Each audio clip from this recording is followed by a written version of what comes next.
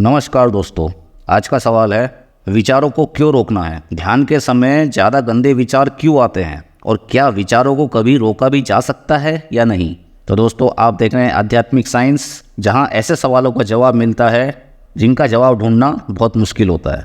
तो दोस्तों, जब भी हम मेडिटेशन या ध्यान करते हैं उसके लिए सबसे बड़ी समस्या होती है हमारे विचार, क्योंकि जब तक हमारे मन में विचार चलते रहेंगे तब तक हम ध्यान में प्रवेश नहीं कर सकते। पर समस्या यह है कि ये विचार रुकते ही नहीं हैं। अब मैं आप ज्ञानी लोगों से ये बात पूछता हूँ कि किस ज्ञानी इंसान ने कहा है कि हमें विचारों को रोकना पड़ेगा।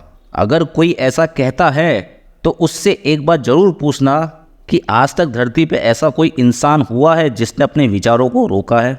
इस सवाल का जवाब शायद उसके पास भी नहीं होगा, क्योंकि आज तक धरती पे ऐसा इंसान पैदा ही नहीं हुआ जिसने अपने विचारों पर कंट्रोल किया हो या उन्हें रोका हो। और मैं तो ये कहूँगा कि इसकी कोई ज़रूरत भी नहीं है, क्योंकि विचार हमारी क्षमता के बाहर की चीज़ है और जितना हम इसे रोकेंगे, जितना विचारों के साथ लड़ेंगे, ये उतना ही गहरे और मजबूत होते जाएंगे। आप जितना इन्हें रोकेंगे ये उतना ही आपको परेशान करेंगे। हम सब ने कभी ना कभी टेंशन को झेला ही होगा। टेंशन क्या है? एक विचार ही है जो बार बार हमें परेशान कर रहा है। हम उस टेंशन से जितना पीछा छुड़ाना चाहते हैं ये उतना ही बढ़ता जाता है। जब भी हम कोशिश करते हैं कि ये टेंशन खत्म हो जाए, वो उतना ही बढ़ता जाता है। लेकिन आपने कभी गौर किया है कि टेंशन के वक्त भी कुछ समय के लिए ऐसे पल आते हैं या फिर कोई ऐसी बात हमारे साथ हो जाती है कि हम अचानक थोड़ी देर के लिए खुश हो जाते हैं, सारे टेंशन भूल जाते हैं, लेकिन कुछ देर के बाद ही वो विचार फिर से आता है और हम वापस टेंशन में चले जाते हैं।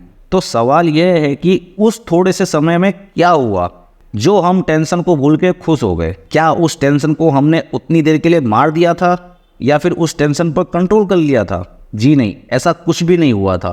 वो टेंशन उस समय भी हमारे दिमाग में था जब हम खुश थे, लेकिन उस समय हम थोड़ी देर के लिए उस पे से ध्यान हटा पाए और वर्तमान में जीने लगे। तो विचार क्या है? या तो अतीत की यादें या भविष्य की कल्पना, और कोई तीसरा तरीका नहीं है विचार को उत्पन्न होने का। आप में अगर ताकत हो तो वर्तमान को विचार बना के दिखाइए, दिमाग की सारी पावर लगा देंगे, पर जो इस समय इस पल में जो भी चल रहा है उसे विचार नहीं बना पाएंगे। अब यहाँ पर कितनी बड़ी समस्या है, जो विचार को कंट्रोल करना है वो होते ही नहीं है, और जो विचार बनाना चाहते हैं वो कभी विचार बनेंगे ही नहीं। तो अगर आपने ठीक से इस वीडियो को समझा होगा तो आप समझ गए होंगे कि यहाँ विचारों से भी बड़ा खेल समय का है। यादें हमारा अतीत है और कल्पना हमारा भविष्य, इन दोनों से ही बनते हैं विचार। अगर हम किसी तरह अपने आप को वर्तमान में जीना सिखा पाए तो हम विचारों से शून्य हो जाएंगे, और यही होती है ध्यान की अवस्था। तो दोस्तों, विचारों से कभी लड़ना नहीं। विचारों से लड़ने से हमें कोई फ़ायदा नहीं होगा। बस आप एक ही उपाय कर सकते हैं, विचारों के साक्षी बन जाओ। विचार आएंगे, आने दो, पर उन्हें पकड़ना मत। उसमें शामिल नहीं हो जाना कि ये अच्छा विचार है, ये बुरा विचार है, इससे कोई मतलब नहीं होगा। क्योंकि जैसे ही आपने सोचा कि ये अच्छा विचार है या खराब विचार है, बस समझ लेना कि अनजाने में आपने उस विचारों को पकड़ लिया। अच्छा विचार आएगा तो उसके साथ साथ चलने का मन करेगा, और बुरा विचार आएगा तो उससे पीछा छुड़ाने का मन करेगा। दोनों ही सूरत में विचार आपके साथ ही रहेंगे। लेकिन हम अगर विचारों पर अपनी प्रतिक्रिया नहीं दें तो वो अपने आप आगे बढ़ते रहेंगे, और एक ऐसा समय आएगा जब विचार थककर अपने आप आना बंद हो जाएंगे। समझिए कि आप एक बस स्टॉप पे बैठे हैं, आपको कहीं नहीं जाना है, बस आप बैठे हैं। तो आप क्या देख रहे हैं? गाड़ियाँ आ रही हैं, जा रही हैं, पैसेंजर चढ़ रहे हैं, उतर रहे हैं, बस आप शांति से उन्हें देख रहे हैं। आपको कोई मतलब नहीं होता कि वहाँ बस कहाँ से आ रही है, कहाँ जा रही है, बस आप देखकर उनका आनंद ले रहे हैं। दिन भर ऐसा ही चलता रहेगा। फिर कुछ समय बाद ऐसा समय आएगा कि वहाँ भीड़ खत्म होने लगेगी, बस का आना जाना कम हो जाएगा, और कुछ क्षण के बाद वहाँ सन्नाटा छा जाएगा। ना वहाँ बस आएगी, ना वहाँ पैसेंजर आएंगे। लेकिन अगर आप किसी बस में चढ़ गए होते तो शायद आप अभी भी सफ़र कर रहे होते किसी भीड़ के बीच में। तो दोस्तों, विचारों को भी इसी तरह कभी रोकने का प्रयास नहीं करना चाहिए, ना कभी उनके साथ चलना चाहिए।